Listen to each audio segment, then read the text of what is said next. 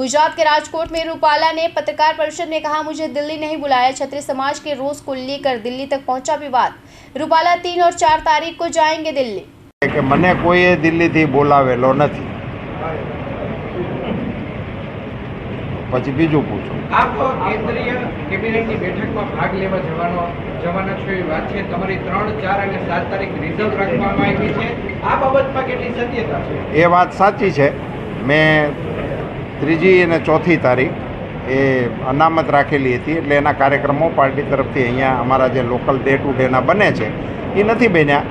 3જી અને 4થી તારીખ હું અમદાવાદ ખાતે રોકાવાનો હતો, પણ 3જી તારીખ કેબિનેટની આવેલી હોય, હું કદાચ કેબિનેટની અંદર ભાગ લેવા માટે જઈ શકું છું।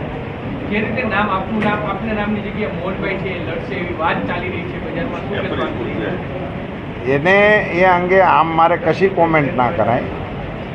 પાર્ટીના ઉમેદવારોને પસંદ કરવાના અધિકારો પાર્ટીની પાર્લામેન્ટરી બોર્ડને છે, એની અંદર ફેરફારો કરવાના અધિકારો પણ પાર્લામેન્ટરી બોર્ડને છે। એ અહીંયા કોઈ અટકળો કરવાની ના હોય, કોઈ એના અધિકૃત વક્તવ્યો સિવાયની વાતોમાં ક્યાંય ફેલાવવું ન જોઈએ ને। આજ 1લી તારીખ છે, એટલે એમાં આજે તો પડવું જ ન જોઈએ।